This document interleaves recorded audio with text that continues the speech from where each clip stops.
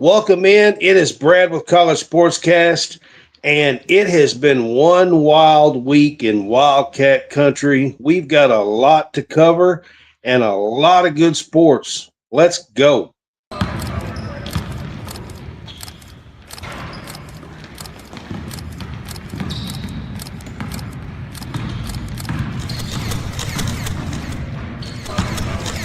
Thank you for tuning in to College SportsCast. College SportsCast presents Wildcat Weekly. What's up, guys? It's Brad with College SportsCast. I've got John Hammonds on here with me tonight. What's up, Hammonds? What's up, man? How's it going? Been a busy few weeks, or actually a month, it seems like, here at College SportsCast. Doing a lot of media coverage and covering the Cats. Yeah, I mean, you was there this past weekend. I was there for the Florida and Valpo game. Been really busy.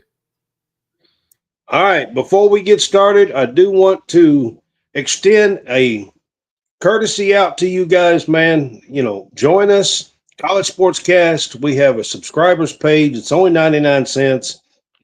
I do think there is 2 spots left on our flash sale that runs through the 23rd that you can get it for half price for the first month. So that's just 49 cents. You do get your own into our chat and your own subscribers page when you do that. So I want to start out by saying that if you're with us on YouTube, we appreciate you as well. You can like and subscribe. You can also subscribe on Facebook. That's what that was just a second ago. But we appreciate you guys being with us. If you're on the Real Fresh channel with us, we appreciate you as well. And we appreciate Howie Fresh and the Real Fresh channel. And Stadium Rant being a part of this and everyone. So just want to put that out there. John, it seems like we've had games to cover maybe 10 of the last 12, 14 nights. Like it's been a lot between all the sports. The Louisville game, you had the Tennessee Tech game this past weekend, Florida last weekend. You had the Valpo game. You had the that's Friday night. Loyola's Friday night. You got Michigan State tomorrow night. You got the girls playing Purdue tomorrow night. You're going to that one. So there's a lot going on.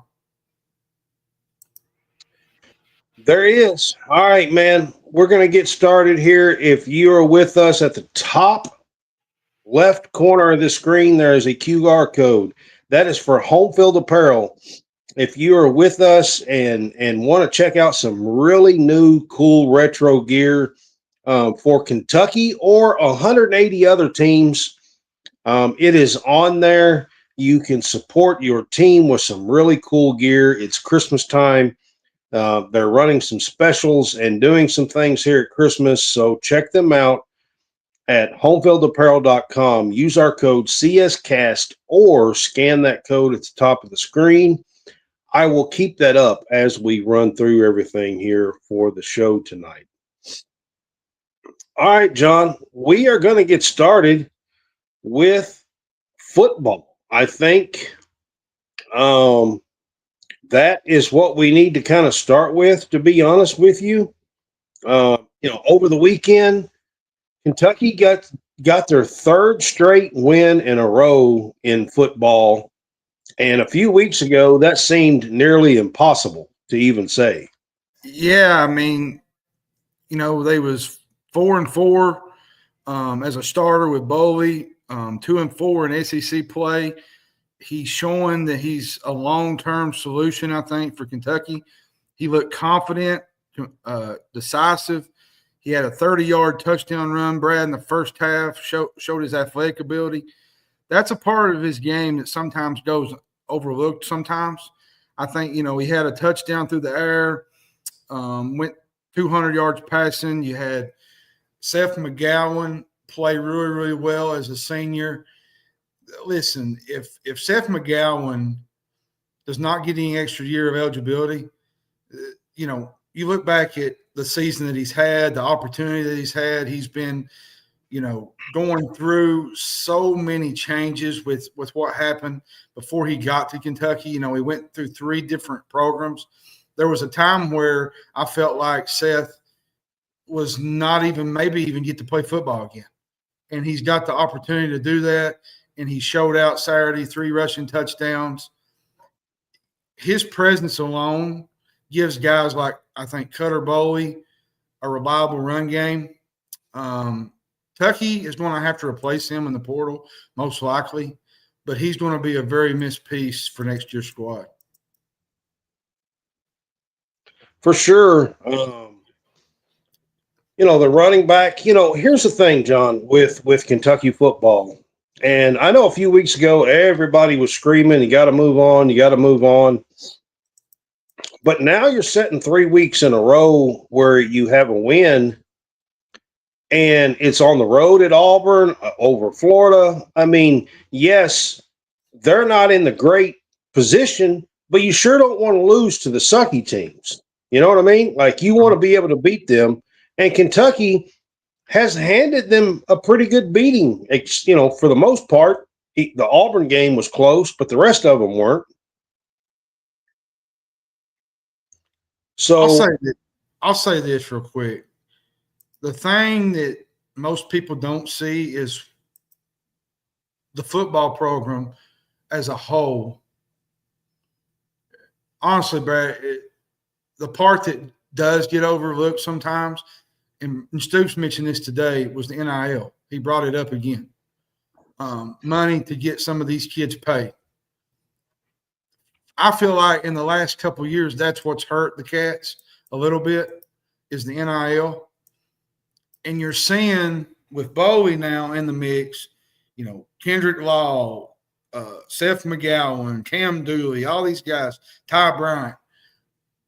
There's talent there. And if you want to keep these players, you're going to have to give them money to be able to keep these guys, because the portal does not wait for nobody. They could jump in right now. You've got to continue and have, how you say this, continuality with what you have, and hold on to some of these guys, these young guys that are playing right now, because if you don't, somebody's going to snatch them up, and somebody will pay for these guys. Well, I mean, let's move to Cutter Boley, man. I mean, Cutter Boley today was announced as the SEC Player of the Week and Freshman of the Week after this game. 2 big awards for Cutter Boley, getting some recognition nationally for his play and what he's been able to do, as a redshirt freshman starter who came in, in the 3rd game. He didn't even get to start the season as the starter. So he doesn't have that many starts under his belt, but he's improving a lot. He is, Brad. I've said it since, what was it, the Georgia game? I felt like he's changed a lot of this offense. Boley is going to enter into this final 2 weeks, okay, with the opportunity to do something as a Kentucky kid, and that's get them to a bowl game that many people thought that they would not have an opportunity to do a month ago. Kendrick Law's playing good. He's transformed. I felt like early in the year they didn't really get him the ball consistently. There was a lot of offensive rhythm problems, but they have changed that dramatically. Against Tennessee Tech, I think Law had a really good performance, double-digit receptions. He had 100 receiving yards for the second time. I think the other was Tennessee. The way he has the ability to run, separate, his physicality, I think he changes the game, especially against these last 2 games against Louisville and Vanderbilt. You get an opportunity to see what he can do there. Boley, like you said, though, it's just hard to explain, Brad. He was throwing the fire early. He's faced adversity all season. We had the big road start at South Carolina when he struggled. Then he kept showing improvement. He showed improvement in the Georgia game, showed improvement. I feel like he really showed his ability against Texas. He's composed in the pocket. And I thought even the Tennessee game, when Kentucky got down 28-7 in the second quarter, halfway through, I mean, last year's team would have just let go of the rope. Yeah, I agree with you. What really stands out is the Hunter way he Bowley managed. actually stood in there and got Kentucky back within 7 in that game at one time. And I thought we played pretty decent from that point on in that game. We did. You gotta understand too, his ability to manage a game. He's improved his accuracy quite a bit, from last And year. I like the offense is so much quicker with him at the helm. Well, his Have you pocket noticed? presence is. Have you noticed how much the offense is just quicker? They went up tempo some, but I'm talking about even after the snap, it's 1, 2, 3, and the ball's out most of the time. It's a quick decision. Yeah, you've seen that in the Florida game. You had the quick movement when they right before halftime. You seen it in the Tennessee Tech game last week, right before halftime. To me, Bowley has put himself as the future of this program, the foundation of this program. And every game he plays is just a step forward. And I feel like this was one of his most complete games that he's played as a quarterback. Now, everybody's going to say, well, it was Tennessee Tech. Well, if you look at some of the throws that he made, the one to Hardaway Gilmore, he had the 30-yard touchdown run where the pocket broke down and he runned outside and he got to the end zone. Like, this kid in the pocket and his pocket presence gives Kentucky a stability that this team has lacked pretty much all season long, especially early in the year when he had the struggles at South Carolina. And if he had played in the Ole Miss game, I think Kentucky wins that game. I mean, you're talking about that run. I mean, we got to talk about it a little bit, man. I mean, he goes down the left side of the sidelines, and there is a guy waiting, a defender just waiting for him at the 5. Mm-hmm. And Hunter Bowley absolutely lowered his shoulder and just ran over top of the guy. And the guy tried to hang on at the 3, and he carried him into the end zone along with another defender, and got that touchdown. And it was just like you could see. I was in the stadium. You could see how it fired up the team to have the quarterback do that. Yeah, Ty Bryant and a bunch of them mentioned that. Seth McGowan, they mentioned that in the postgame. They was talking about how it just fires up the team, and Cutter's their guy. They know he can get it done, and he's got it done the last couple of weeks. And you're looking ahead, Brad. They play Vanderbilt next week, opportunity to kind of knock Vanderbilt out of the playoffs, which would be a really great opportunity for them. Then you go to Louisville, a chance to kind of put Louisville season in a dent. I want to say this too, Brad, about the Tennessee Tech team. Hey, Earl. That defensive front that they had was really good. They led the FCS in tackles for loss. They was second against the run, and they was number 1 in run defense. And for Kentucky to do that against them says a lot, because in years past, let's not forget they had won 15 games in a row. They had at FCS level. They had. I mean, these people that say, "Oh, you played a high school team," yeah, good luck with that. They had won 15 games in a row at the FCS level, which is a pretty good level of football, to be honest with you. Go check out San Diego State or South Dakota, North Dakota State, Montana. They play some pretty good football. I want to say this. I know that Cam Dooley's dad might be watching, and I just want to say that Cam Dooley is having an absolute tear the last 3 weeks. The way he's came in with some of these guys injured, they played one of their most complete games of the year. They allowed 1 touchdown, Brad. They controlled the line of scrimmage. The front 7 was disruptive. They limited Tennessee Tech's rushing attack. Now, they had a few plays in the second half where they kind of made some plays. The secondary, I felt like, played good. They prevented a big play. You had Cam, like I said, Cam Dooley secured his first interception. He jumped a route. His development is a very promising sign for a defense that has improved each and every week. They had gap discipline in this game. They tackled well. If Kentucky's defense, I'll say this, Brad, if they can continue this little stretch where they play like this, the bowl eligibility is within reach. And I'm not going to say they're going to go in there and beat Vanderbilt, but had you had told me a month ago that this would be the same defense that we had against Georgia and South Carolina, I would have laughed in your face. Because it's a totally different unit than you saw in the first of the year. And now you kind of got the opportunity to go on the road and do some things. And Pavia is going to be tough. Before we move on, I've got a clip here that I want to show. So this is a short clip of Cutter Boley talking about running over the guy to get into the end zone. So hang on just a second, John. But I wasn't really thinking about that at the time. I was just playing. I need a slide for sure. You did get in the end zone, though. I did get in the end zone. I did. That makes it a lot better. What was I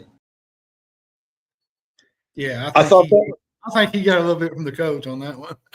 I thought it was pretty funny. He made all the reporters laugh. He said, "Yep, I did get in the end zone. Yep." So I do think that he caught a little bit of slack from the coach and stuff from it, to be honest with you. I want to say this. Right. You was telling Kendrick me about Law. I want to talk a little bit about Kendrick Law and his play. Kendrick Law had an absolute sensational day. He had 11 targets and 11 catches. And I asked him about it after the game. So I want to play this little clip. We get Tommy down there. When we got here on Saturday, it's a reflection of that. 11 targets, 11 catches today. You ever had a day like that in your career? No, I have not had a day like that. So today was super exciting for me and, very motivational for me to keep going, and just constantly keep showing the world what I'm capable of. And I got more in my bag, too. Coach do something about the physicality you bring to the table.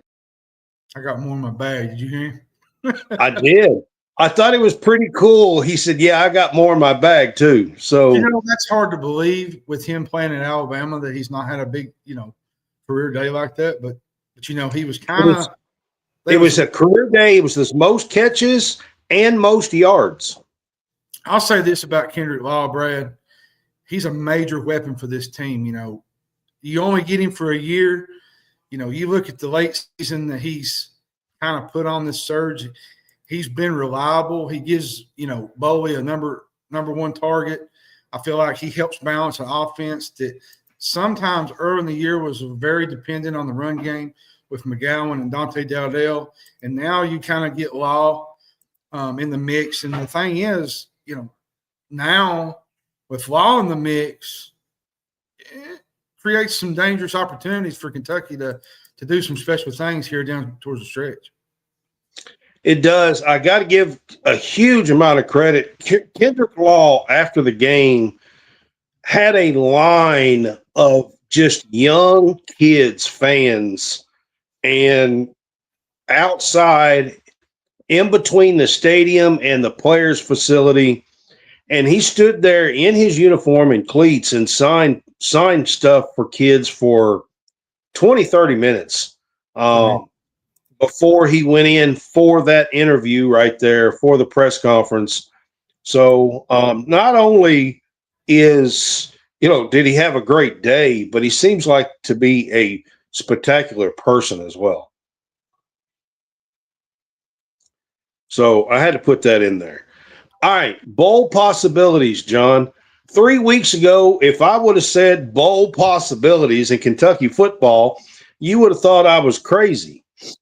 Now, there's 2 games left. We're going to get to those specific 2 games next, but there's 2 games left.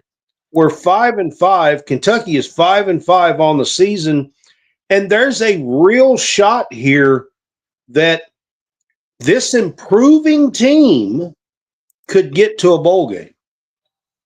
Yeah, and I kind of want to bring that up with the Vanderbilt game coming up. You got Diego Pavia. I think he's completing 70% of his passes, Brad. He's thrown for over 2,000 yards, I think. He's only had 5 interceptions. He's a very, very big dual-threat quarterback. He's run the ball, I think, 117 times for 613 yards and 7 touchdowns. His game against Auburn might have been the best game he's played in a while. He does fumble every once in a while. He does. With their college football playoff aspirations hanging kind of on a thread, he delivered against Auburn. Now, they had the bye week last week. The Vandy defense has, I think, sacked the quarterback 23 times. I was looking at the numbers. But I will say this. Their pass defense is very poor. They're allowing 244 yards a game through the air, which ranks 106 out of 134 FBS teams. Can this newfound offense and offensive coordinator and Cutter Boley and these wide receivers, can they do something with that? And the thing that I say with this is you're going to have to keep your blocks.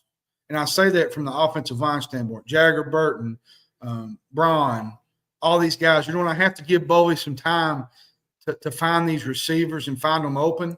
And if you do, you got some chances, And you got Boley, he's developing, Brad. You look at it a couple of weeks ago. Mark Story made a article on this. He was talking about the DJ Lagway game, and he said that DJ Lagway was the number 1 rated quarterback in his class. Cutter Boley outdueled him in that game. Yeah. Look, Cutter Boley is the future, and you got to do whatever you can do to keep him happy and in Lexington. He's a Lexington kid. He wants to be there, but at the same time, he wants to win and play for a good program. So, but I will say on the Vanderbilt game, to kind of add to it, as of recently, though, the defense has kind of been non-existent. They gave up a lot of plays. And do I think it's without reason? Do I think there is a possibility that Kentucky could win one or both of these games? I think it's possible. You look at it last year, Brad. Pavia didn't really play that great. We had, I think, 15 of 18. He had 143 yards, 2 touchdowns, but a lot of it was Kentucky's own doing. Louisville has looked beatable. They have been beaten, a couple of times. Kentucky last year in the Vanderbilt game was they had 12 penalties. They killed themselves with penalties last year in the Vanderbilt game, which pretty much put a dent in their season. And that was pretty much after that game. Me and you talked about it. That was where it just kind of went downhill after that, after the Vanderbilt game. And this is an opportunity to kind of go down there, spoil the crowd, spoil their season, because they got Tennessee coming up, and I honestly don't know if the rivalry there. 8-2. They've had a great year. If they can close out the season by beating Kentucky and Tennessee, they have a legit chance of getting to the college football playoff. You want to know what's a crazy stat? I looked this up today. Kentucky has won its past 4 games against Vanderbilt in Nashville. Now, Vandy's won the last 2 in Lexington, but Kentucky has kind of dominated in Nashville. Yeah. And that's a good omen of the game. And then I kind of want to break up the Louisville game. I'll say this. Louisville had a big game Friday night against Clemson. They let another game slip away. The quarterback play was really, really bad. I feel like, Brad, that Louisville season it's on the brink. It is on the brink. There's a lot of questions about the play calling. There's a lot of questions about their defense. This is a great I think time. there's a lot of distraction. I think Braum is getting a lot of calls. Yeah, I believe so. And I'll be honest with you, the Vanderbilt game kind of worries me, but the Louisville game, Kentucky's got every opportunity to win that game. And what the last few times they've been in Louisville, they pretty much dominated the Cardinals. So it'll be interesting to see kind of where Kentucky stands in the next 2 weeks. And to me, it's hard to believe that the season's about over, Brad. We only got 2 games left. Yep. And you look at early in the year. And then you hope you get to a bowl game. You have an extra 3 weeks or a month or something to get to a bowl game. I'm going to say this. I know the fans are listening out there. And somebody mentioned today, said, what if we don't make a bowl? And I'm going to say it from this perspective, Brad. To see what these kids did. The improvement is there. It's we've already seen it. Like what these kids did. You got the core of the young kids like Cam Dooley on defense. You've got you got Cutter. You've got the Miller kid, the 2 Miller kids, DJ and Cam. You've got Jason Patterson. You've got Grant Gatton. Yeah. The core is there. It is. On this team. I agree with you. It's there. And I'm going to be honest with you, Brad. I know a lot of fans are kind of stuck on the whole Stoops thing. We've all been there, me and you. And I'll say this. I watched a couple press conferences the last 2 weeks, and I've never seen a man that wants to win worse than what Stoops has or does. His press conference today was pretty impressive, to be honest. He just wants help with the NIL. He wants people to kind of give, and he seemed to more openly to the press than he did. In the past, it kind of seems like they was fighting one another a little bit with the media. But lately, it just seems like he's trying to come on their side. He even joked around with Dick Gabriel today. I thought it was pretty funny. Yeah. What I'm saying, I feel like he's coming around to the media now compared to where he was 2 or 3 years ago. Dick Gabriel asked a question that had already been asked, and Stoops was kind of funny about it. He's like, Dick, did you go to sleep? Did you wake up? Well, I thought it was pretty funny. To be honest, listen, Gabriel, you're the king. I love you. I'm not making fun of you at all, man. Like, for real, you're great. No, he may not have been in the room. He may not have sat down. I wasn't there, so I don't know. But it was just funny the way Stoops handled it and everything. But I just kind of wanted to say that real quick before we move on to basketball, Brad, because I feel like some of the fans kind of on the outs with Stoops, and you've got some that's kind of wanting to push this thing another way back for next year. The improvement that you have seen in the last, 3 weeks, the Auburn win, the Florida win, you had the Tennessee Tech win. These players want to win, and these players want to get to a bowl game, and you're seeing that. And you're seeing they definitely are striving to get to a bowl game for sure. All right, John, I'm going to mix this up. We're going to get to volleyball. I'm going to do this kind of quickly, but I do want to throw this in the middle of the show. Kentucky volleyball is number 2 in the country. They completely swept through the SEC, who has 2 other top 5 teams, by the way.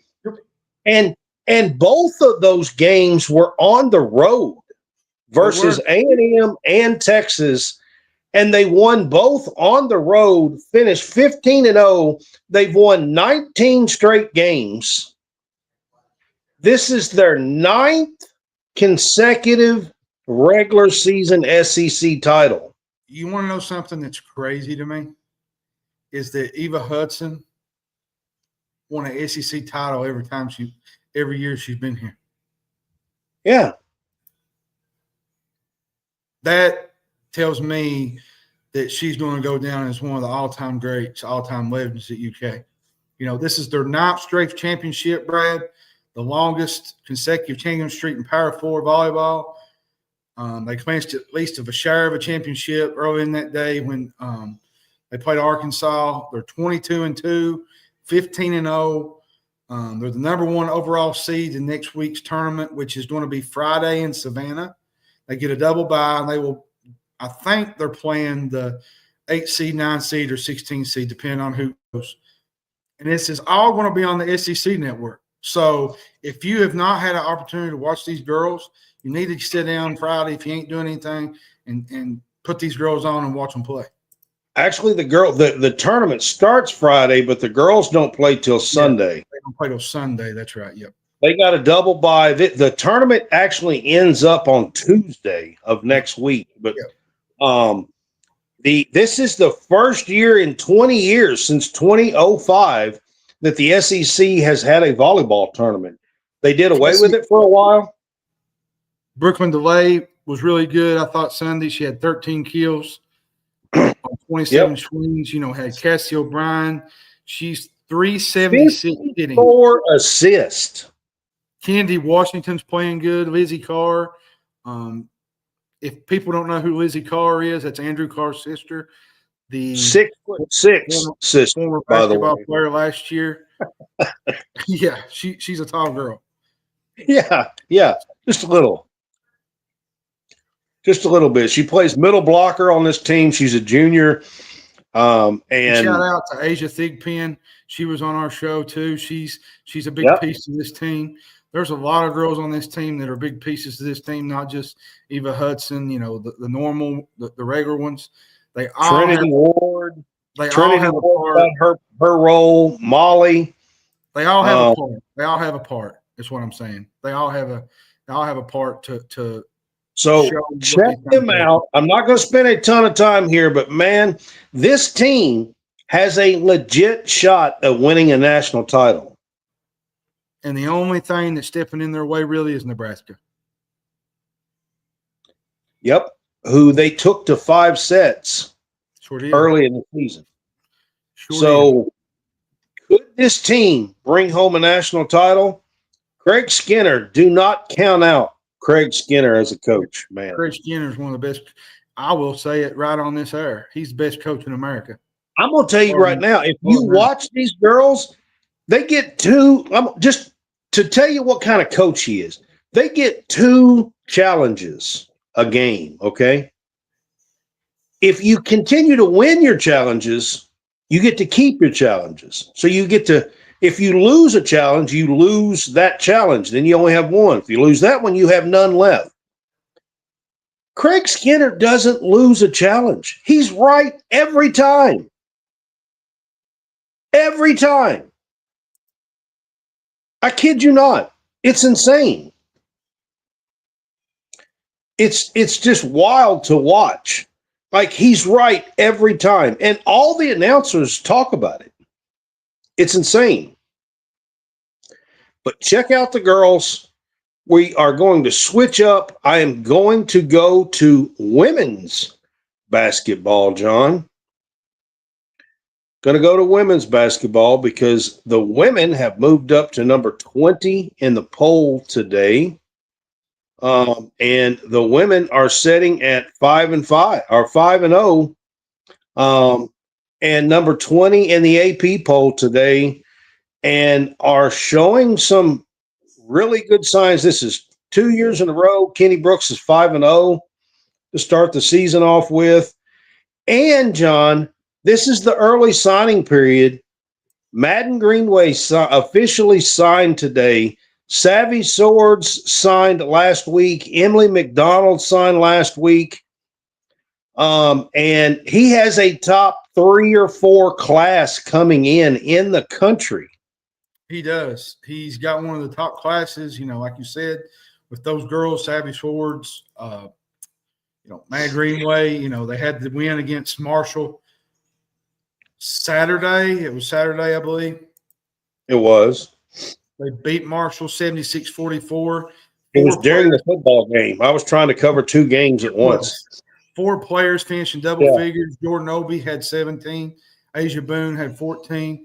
Fire Track had another trump double, 15 and 13. Tiana Key had 10.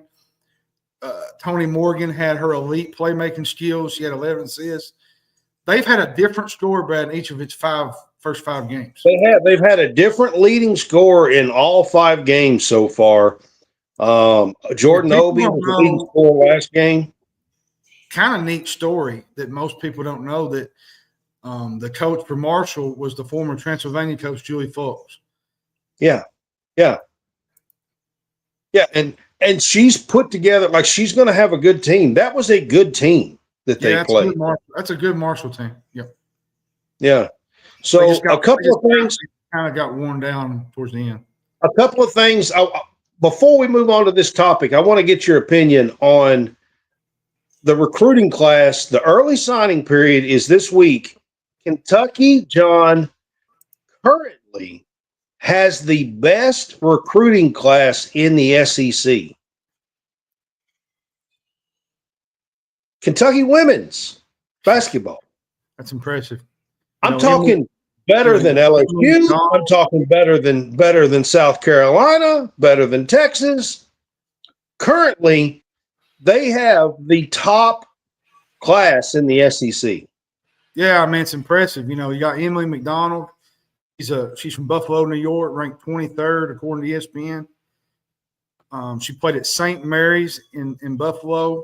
She was named 2-time All-Catholic First Team, 2-time All-Western New York, 2-time All-State pick, and received her Most Valuable Player honor in 23 and 24.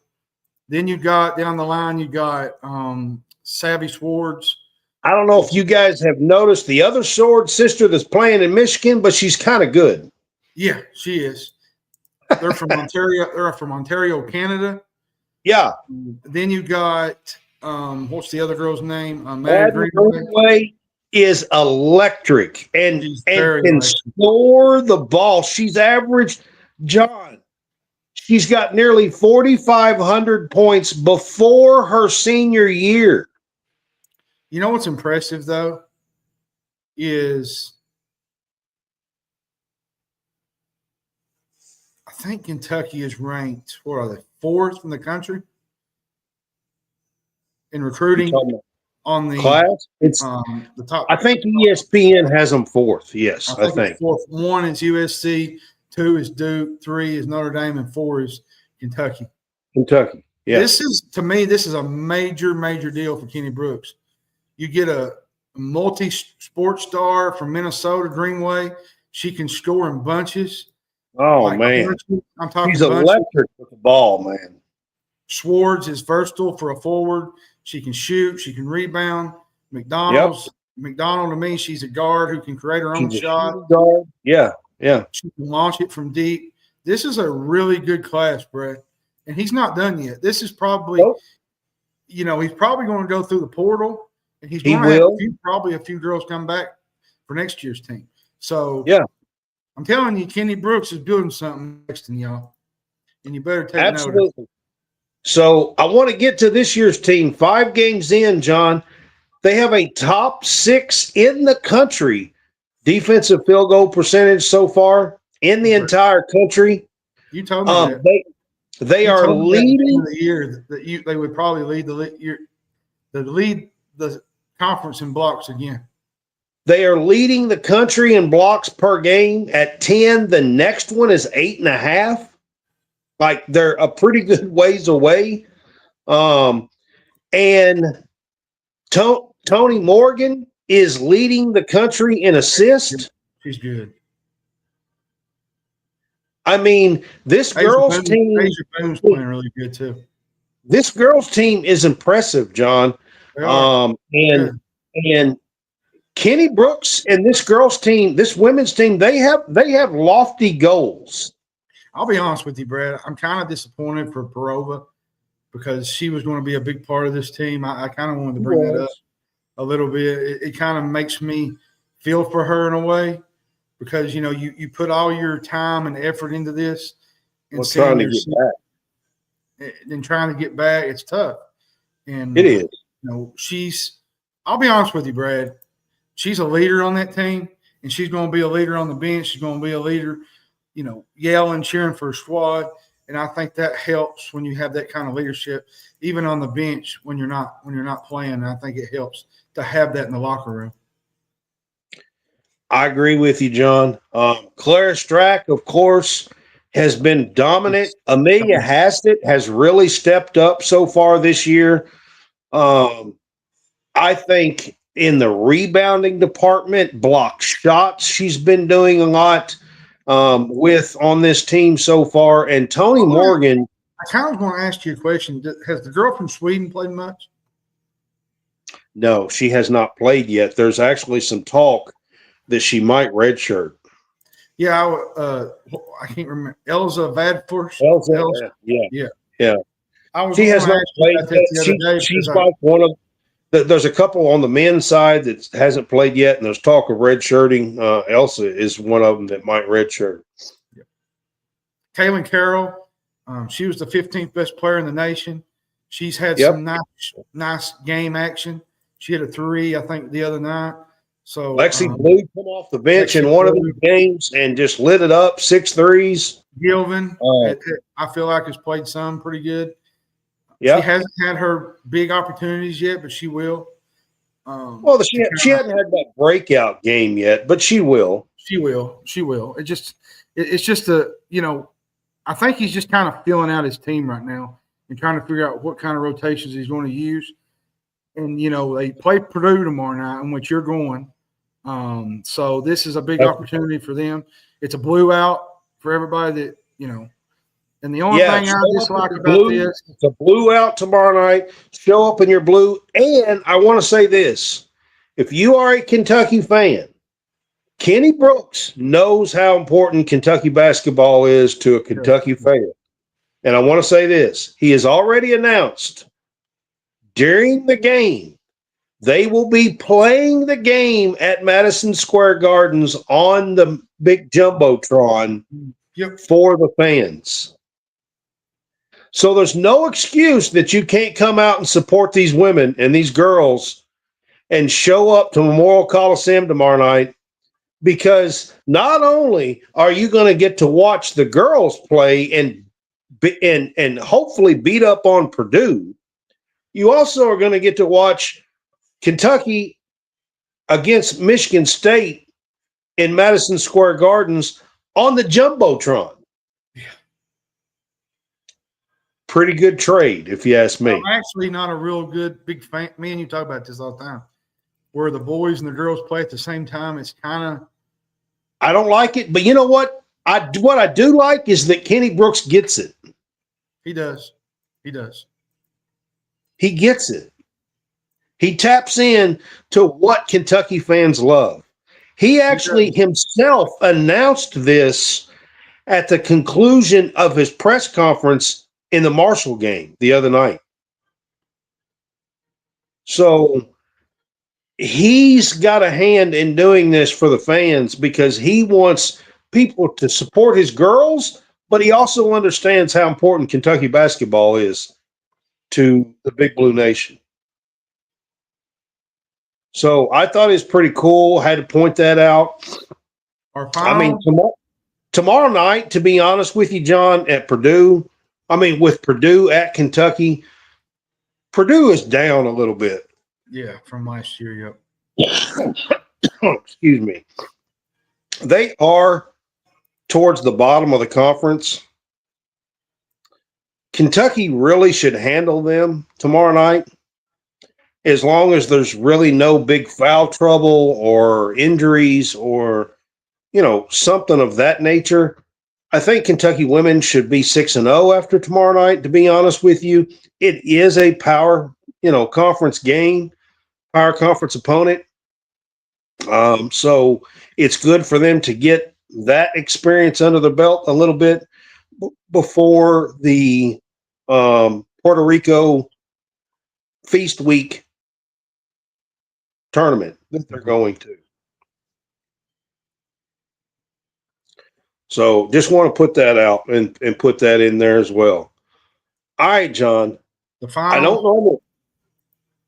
don't normally end the show with Kentucky basketball, but I felt like there was some pretty big things to talk about with the others.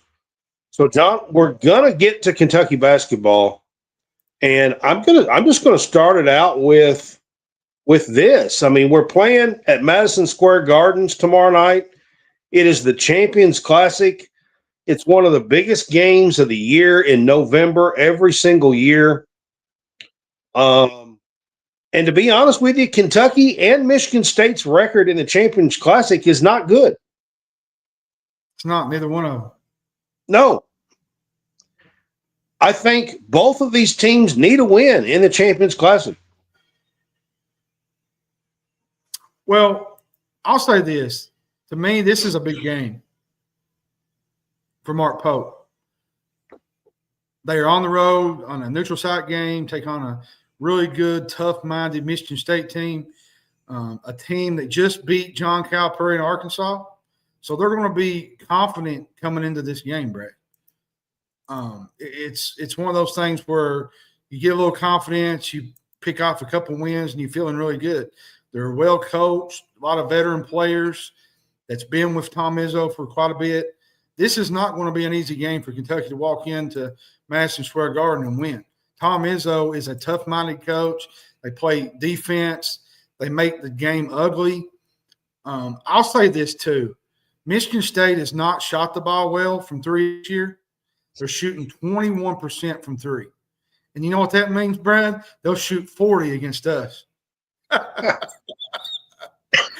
That's always the case, right? You know, they've only had 4 players that have made a three-pointer all year. Stop. And I think they only had 1 in the win over Arkansas. I mean, how do you win a ball game in today's game over Arkansas and John Calipari and hit 1 3-pointer? It's hard to believe, right? Did they go to the line 35 times or what? Who knows? Didn't get to watch a little. I watched parts. I didn't see any. I was gone, busy. I didn't see it either. I was actually at the Florida game, and I was trying to keep up with a lot of it. And I kept up with it at halftime a little bit when Kentucky went to halftime. But, you know, Michigan State struggles from three. But like I said, their points are in the paint. They whipped Arkansas in the paint 46-28. Now, Brandon Garrison has had his – I'm going to tell you right now, Kentucky, listen, Malachi Marino is a freshman. Can he do it? I mean, yes, but can the moment – I mean, playing – even walking in at MSG can be overwhelming as a player. I'll be honest with you, Brad.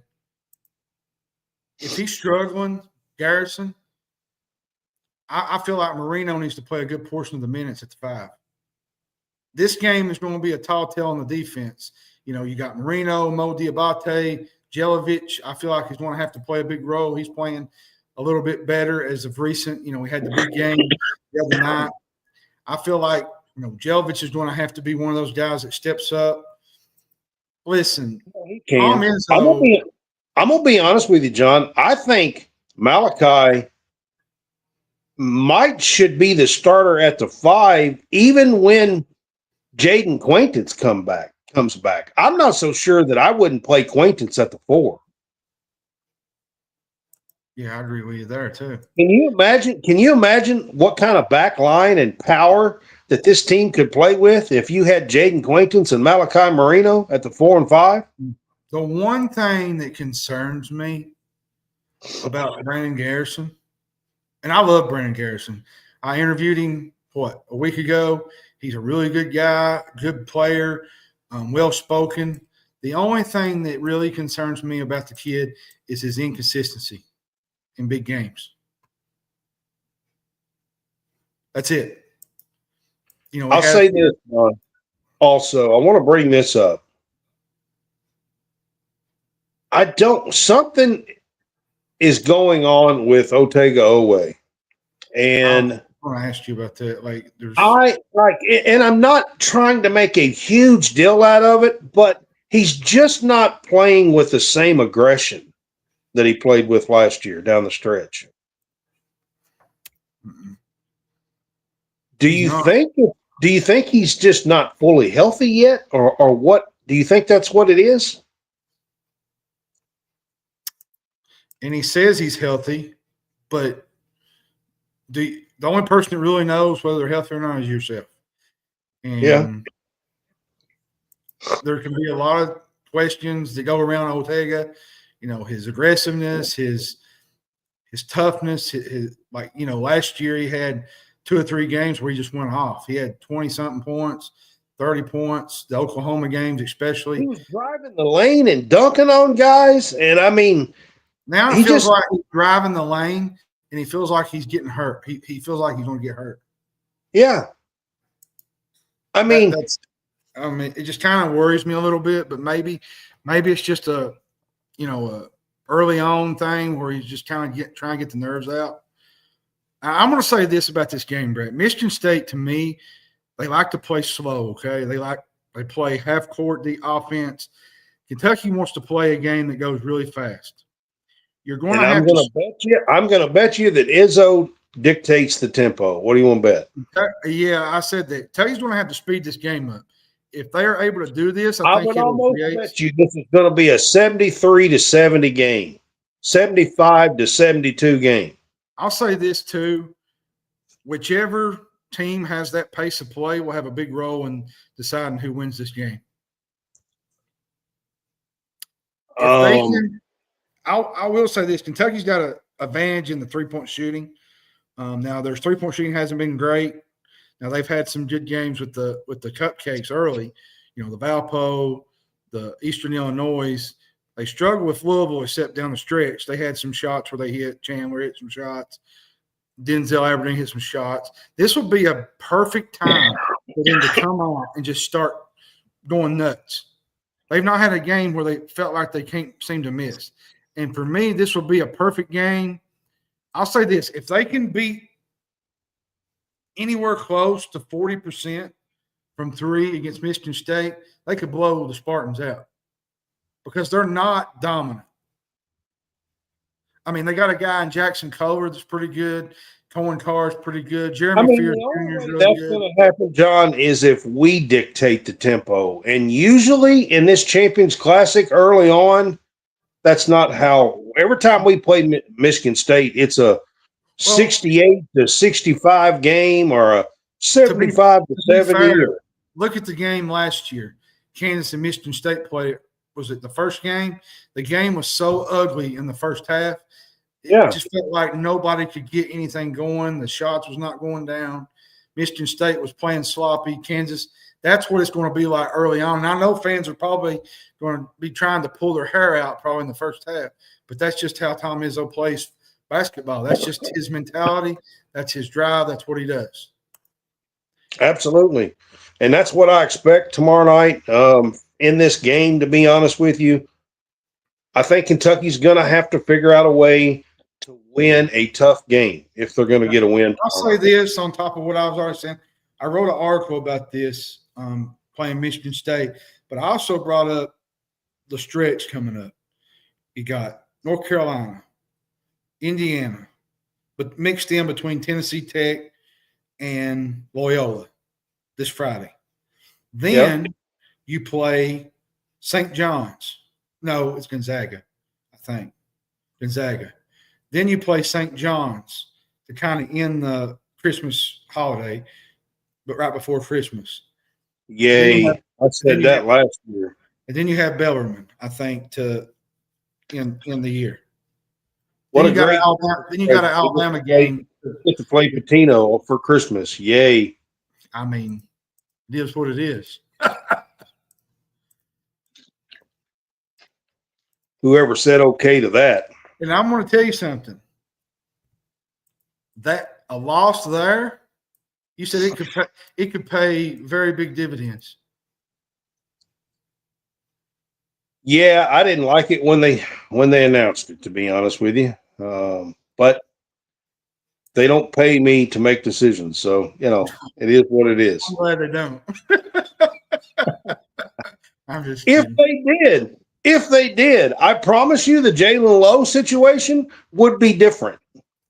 I can promise you 100%. John? Speaking of Jalen Lowe. This is exactly was what is currently going on is exactly what my fear was a month ago. Mhm. And I said it from the day that it happened. I had been preaching it and preaching it and preaching it. And sure enough, here we are. More than likely, Jalen Lowe is either going to have surgery and end the season, or he's going to have to wait 4 to 6 weeks and then potentially push off the surgery in hopes that it won't do this again so he can play the rest of the season.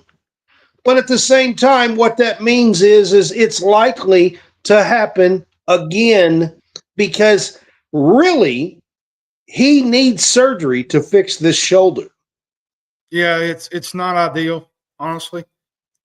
And that's where I come in with the whole, why didn't you get a backup point guard in the portal? I know Denzel Aberdeen is a guy that can handle the guard play.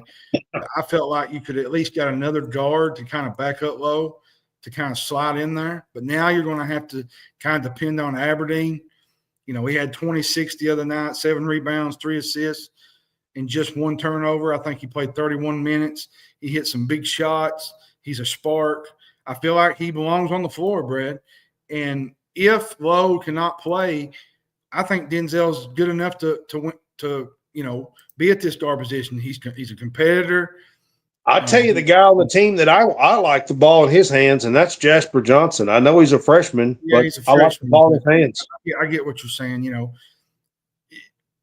we don't know how long Lowe's going to be out, Brad, but I feel like Aberdeen, to me, is confident in his abilities to kind of be a proven leader. You know, he was a leader on that Florida team that won a title last year. Whether it's 1 game, whether it's 5 games, I feel like his drop-off will not be invisible. You know, look at the Purdue game. You know, even without Lowe, they dominated a decent Purdue team that's kind of figured things out since then. Yes, John, but here's my thing. And I'm just going to say it. Was Jalen Lowe's injury mishandled? Because I believe it was. I mean, I don't know. I believe it was. So it popped out. They said that he would need, at the very least, he would need 3 to 4 weeks. We put him back on the floor 18 days later. You know, getting Lowe back is probably what you want. But I feel like, Brad, if this I'm sorry, John. In reality, and I'm just being dead up straight with the fans, with everybody. You are so much better off. I don't care if we had to wait 5 weeks. Let his shoulder heal. It's November. We don't have to have him the first 3 weeks of the season. Well, the question is how long is he going to be out? You know, like you said, it's up I'm not talking about now. Now he might be out for the entire year. I'm talking about letting him heal from the beginning with his shoulder. I get what you're saying. Yeah. I'm not talking about now. You screwed the pooch now. I mean, honestly. Well, to be fair, we've had our fair share of snake bit point guards. Severe Wheeler. What's the kid that the Washington kid, not PJ, but the other one. Yeah. I can't think of it right now, but I know who you're talking about. He played, I think, on was it Calipari's last year, I think. Ty Washington. DJ Wagner was hurt half the season. Devin Askew, I feel like he was a part of that. Emmanuel Quickly, I think, was hurt a couple times late in the year. It just seems like that they're snake bit when it comes to guards. Lamont Butler last year, I mean, Jackson Robinson, that was another one. He suffered a wrist injury in February last year. I mean, we put the blame. I mean, I'm not going to try to say that you blame everybody, but like, where is it just bad luck? Is it not training hard enough? Like, is it? I mean, something's going on. I mean, I'm just being dead serious. There is something going on where they just can't. Like, you have to start looking at your training. You have to look at the way that you are. You know, you got to that remember you're preparing, that you're lifting, that you're. I mean, everything that you're doing. Another key stat to me was how, Butler, before he got hurt, he had played in 104 consecutive games, Brad. Yeah. And then he come here and he got snake bit. Kurt Krissa was another one. Yeah. He moved on to Cincinnati. I think he's doing pretty good this year, but Robinson missed just one game due to injury during his 2 years at BYU. And then they come here and it's like it's like a curse. I wouldn't say it's a curse, but there's bad juju, bad luck, something. I mean, I don't know, but you got to change stuff up. And to be quite honest with you, I'm just a little irritated at the way Jalen Lowe was handled, to be honest. Like, I don't agree with it. I said it from the get-go that I wouldn't play him, and I said why. That it's likely to be reintroduced, doing the same thing that we did with Lamont Butler last year. That's the exact same thing. We did it with Butler twice last year. Then I didn't understand. Listen, when Mark Pope was first hired, not everybody, accepted it. You know what I'm saying? There's a lot of fans that denied it. There's a lot of fans that didn't want it to happen. But then the season came and everything was real great. He brought wins to us. He beat Duke. He beat Tennessee. He's changed the culture at UK. He's done a remarkable job. But sometimes I just can't overlook some of the things that he says sometimes, like the whole Louisville situation before the game. Like, to me, I don't know. I mean, even Dylan Ballard had kind of mentioned that. He had asked him a question about it. Like, what is it, like, to the point to where you can't say Can't do that. Everybody's going to fill the void. You can't just leave people hanging. They're going to speculate. They're going to make up crap. They're going to create rumors. People are going to fill the void. You can't do that. You're muted. And I feel like he's done a really good job at this point. Like I said, last year he had the Duke wins, the Tennessee, the Gonzaga. He has another opportunity to do that Tuesday night with Michigan State. They got Gonzaga coming up, St. John's. He has another opportunity to do what he did last year, but with a better team, I feel like. But you got to get the point guard situation figured out at least before January, because that January schedule right out of the gate with Alabama on the road right out of the gate, then you play, I think, Florida 2 or 3 weeks later. You're going to have to figure some things out. If Jalen Lowe is not going to be able to come back and he's going to have season-ending surgery, does he come back next year? Does Denzel Aberdeen keep the role for the whole season? Do we kind of slide in Jasper Johnson at the we need to slide in Jasper Johnson and keep Aberdeen as the third option there. Got to shoot, because if you're giving Aberdeen an opportunity to play point, he's not going to shoot it as much as he would as a 2. Yeah. So, I mean, I don't know. It's still early in the year, Brad. We're 3-1. We're number 12 in the country. There's a lot worse teams and worse shapes. I feel like, but at the end of the day, there's certain things that you just can't overlook, like the whole Lowell thing. The comments about. Let me say this about the Louisville game, okay? And I'm not talking about the comments after. I'm just talking about the game itself. Let me start by saying this. First of all, Louisville has some really, really good shooting guards. Conwell, Michael Brown, they're really good. Brown, even the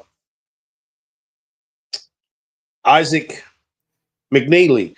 Even Isaac McNeely is a good shooter. I mean, they have some really good shooters. What's the big man in the middle? You said you didn't believe he could move like that. I mean, honestly, I'm gonna be honest with you. I had no idea what. I mean, the kid played 4 years of pro ball overseas. What the hell is he doing? I want to say this, and most people ain't gonna like this, and that's okay because you can crash me or whatever you want to do. But Pat Kelsey's done a heck of a job at Louisville. I'll give him that. But I sometimes think that Louisville pushes the envelope. Like picking up kids who play. Listen, Yelovich has played 2 years. Excuse me. Yelovich had played 2 years, but he's a younger guy. He's like 19 or something. That thru kid from Louisville's like 22, 23 years old, played 4 years of professional ball. I mean, yeah. I just don't understand how sometimes teams get away with stuff. But beyond that, what I was going to say is this. If Jaden Quaintance is on the floor, that's a different ballgame. Yeah, it is. I agree. Thru is his name. Sananda Thru, I think. He's from Germany. Thru was his last name, yeah. Yeah. I felt like, looking at that whole roster, you got the kid from Kennesaw State, Adrian Woolley, I thought he played good. Khalifa, I thought played good, throwing, making passes. He's a good passing big man. Mara kid played some. Kobe Rogers played really well, I thought like. Kayshawn Pryor hardly played at all. He didn't. And he was the one talking. He was the one talking before the game. Yeah. No, but he didn't play. He didn't play much. But no, so Kentucky fell to 12 in the poll. Here's the thing. If this team, John, gets Jaden Quaintance back inside the next month, I'm going to be honest with you. Whole different team. I'm hearing rumors, okay, that the goal is somewhere the first half of December.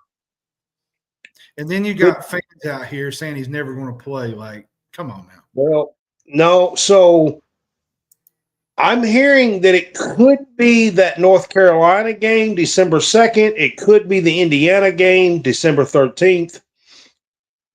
But I'm hearing the goal is sometime in early to mid-December is what I'm hearing. Now, if that happens and he gets to come back and stay healthy, okay, and you figure out the point guard situation on this team still has the possibilities to be a top 4, 5, 8 team in the country. I agree with you. For sure. What I don't understand is you got some fans going on like it's a Shaden Sharp deal again. Like I hate that name. I promise you will never hear me say that name on this show ever. Not once. I'm just telling you. Hammonds might say it, but I will not say it. That guy never played at Kentucky. I do not count him at Kentucky. He never checked into a ball game. I don't give a shit if he put on a practice jersey or not. Say your piece. I don't give 2 shits. He is not a Kentucky basketball player. Say your piece, young man.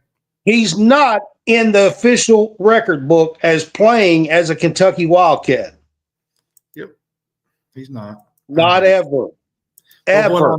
But what I'm saying, you've seen it, I've seen it. Some fans are acting that way, but you got to remember the kid is coming off an ACL injury. Like that's Well, hard.